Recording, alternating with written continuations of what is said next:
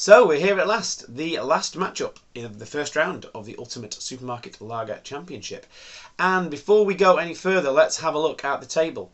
So here's the very bottom of the table. If you look, there's only one slot that's not been filled in now in the second round. If you cast your mind back to the last one was the Augustiner Hell that beat the Saltaire Pilsner. But they were both very good beers. I was really impressed with both of them. It was a close run thing, but the Augustiner was a better beer. It was just really nice. It's an absolutely cracking beer. The bottom slot now is going to be contested by one of these two beers. So on my left, we have the Weetwood Pilsner, which is a beer that is brewed in Cheshire. It is 4.2% ABV, and other than that, I don't know anything about it. On my right, I've got the EFES Pilsner, the EFES Draft, sorry, not the EFES Pilsner, the EFES Draft, which is a Turkish beer, and it is imported from Turkey. I remember saying that what was that beer the Tuborg? I remember the Tuborg feature saying that it was from Denmark, but apparently that's brewed in Turkey as well. So I'm wondering whether that is actually trying to compete with the likes of FS Draft because the logoing is incredibly similar.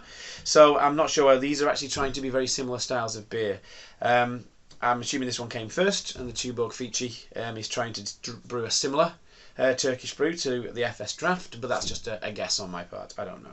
Anyway, why am I waffling? I want to get testing these two. So the FS Draft is 5% ABV. It's a 500ml bottle. It was. I'm not sure if this one was from.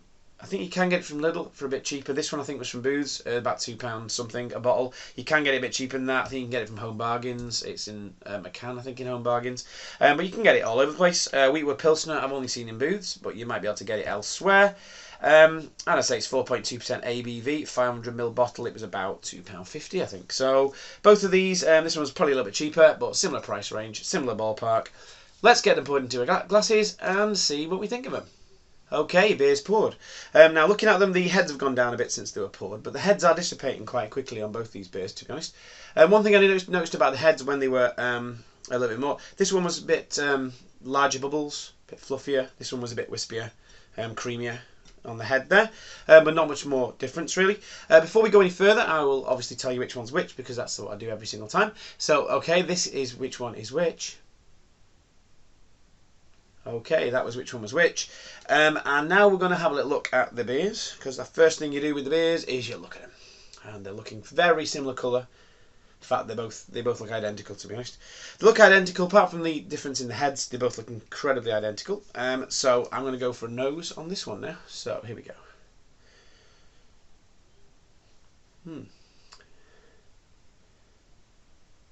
So very malty on the nose, initially. So very malty on the nose. A little bit of syrup, a little bit of lemon, a bit of honey, brown bread. It's a little bit floral, a bit of pine. It's quite complex on the aroma, actually. It's not just massively malty and sweet and not much else. There's quite a bit there. There's a bit of lemoniness there. It's got a very nice nose on this one. It smells like an all malt lager.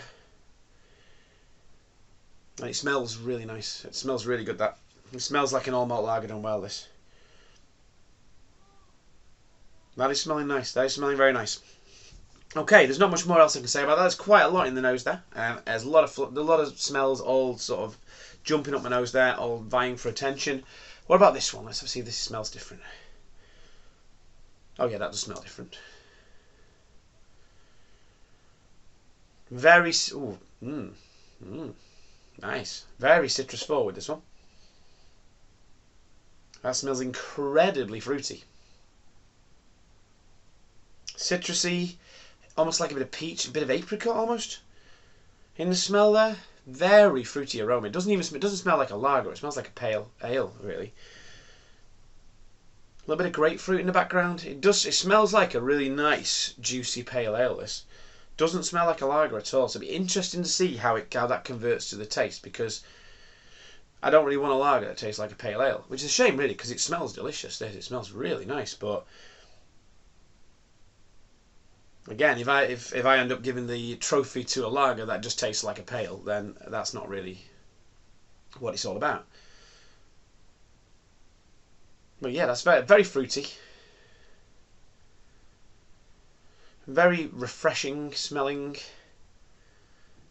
fragrant. I mean, it does smell really nice, but it certainly doesn't smell like a lager. A little bit of like confectionery sweetness there.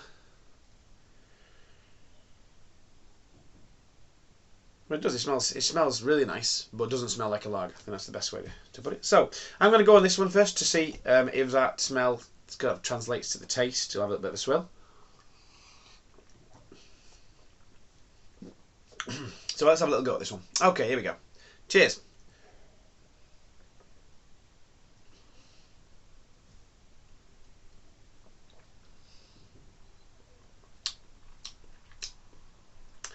Medium to high carbonation.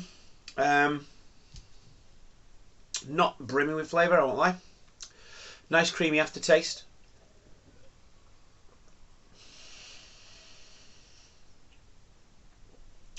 None of that fruit in the flavour. A little bit of bitterness. Not much on the taste though, but it is very refreshing.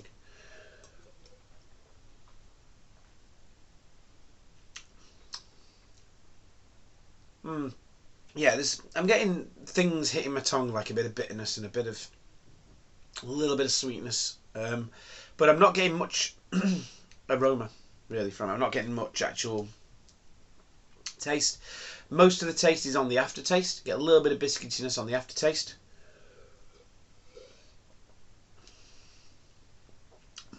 Might be because it's 4.2%, but if you compare this to the Saltaire Pilsner that I had, well, last time I did my last one, that was only 4% and had way more flavour than this one. So a bit disappointing on initial impression.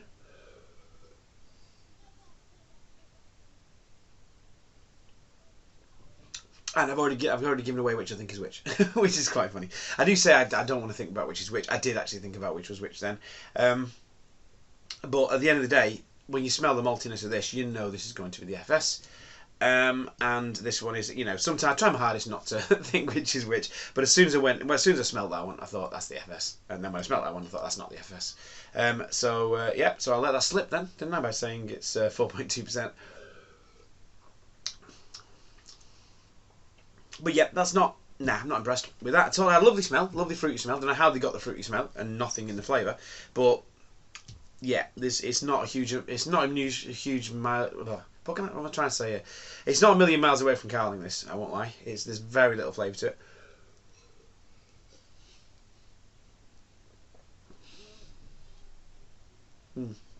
There's a bit of bitterness, but yeah, that's not impressive at all. Okay, let's go for this one, which may or may not be the EFES Pilsner. EFES Draft. Cheers.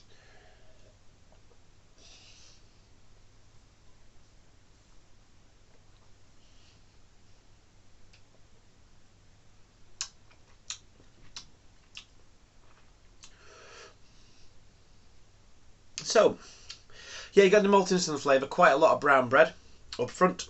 There's quite a bit of bitterness coming through it.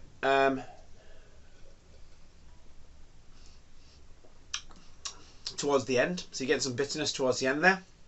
It's nice and dry on the end, so you want to go in for more.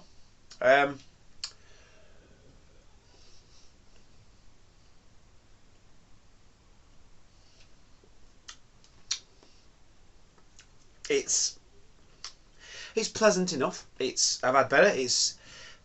I'm not enjoying it as much as I enjoyed the 2 Bug at all, really. But oh, it's nice. There's nice biscuitiness on the finish there though.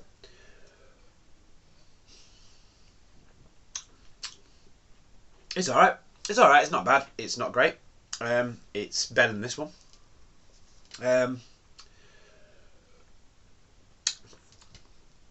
It's refreshing. It's a little bit tasty. There's a little bit of cardboardiness on the taste, I think.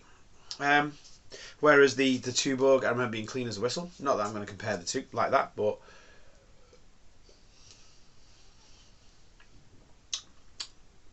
it's not without imperfections. Let's just put it like that. I'll have another go on this one.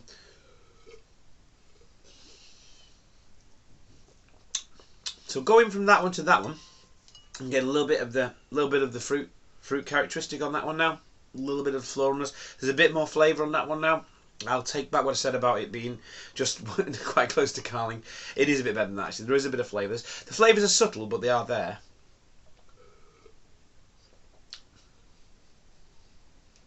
There's a little bit of that toffiness that you can get sometimes with these UK brewed kind of crafty lagers. Oh dear, they're both a bit gassy.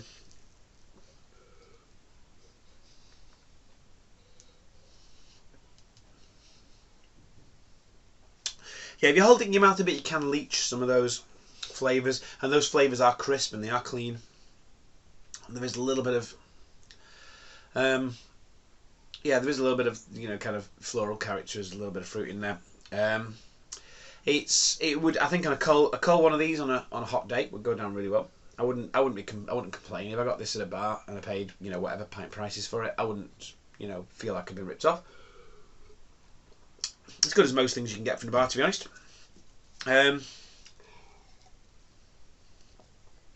But it is a little bit lacking, and we're looking at, you know, we've got high standards in this competition. Let's face it.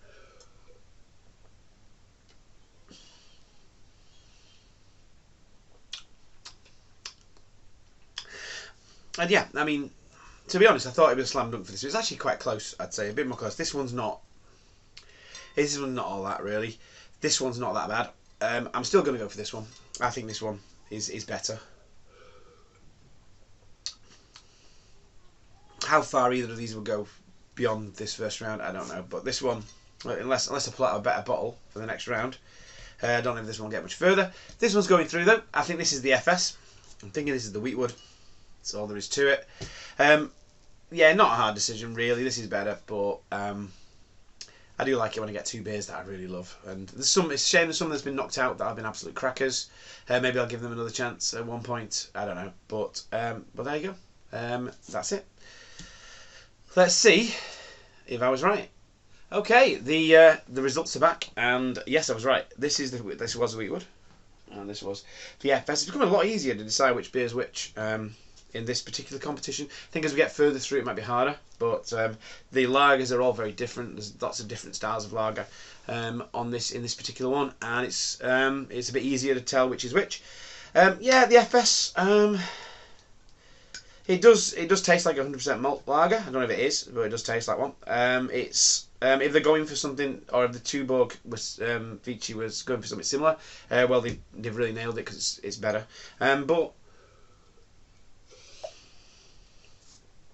But that's very nice. That's very nice. It's very nice. A lot of flavour. It's nice and very smooth. Just a little bit of kind of like cardboardiness on it. And I think I've had this in a can, and I remember liking it more. So I don't know whether to get a can for the next round. I might get a can for the next round, give it a fighting chance. Don't know if the cans are better than the bottles. But yeah, but this one, yeah, it's decent actually. This one.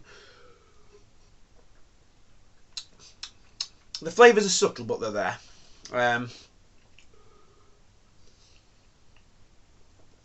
as it's warming up a bit now, I'm tasting them more. There's a nice crisp, dry bite on the end there.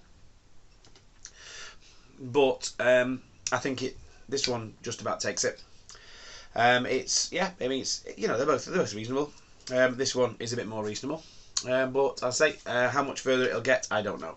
So the Weetwood has gone. The Weetwood's out. The EFES draft is still in. And there we go. That's it. That's it. The first round's done. Beginning of the next round, I'll probably show you the whole table so we can see what the deal is with the whole tournament and how it's going at the moment. But yeah, that's it. We're halfway through now. Now that we've done the first round. So yeah, can't wait to keep going with it. Can't wait to do the rest of them. Until next time, have a good one.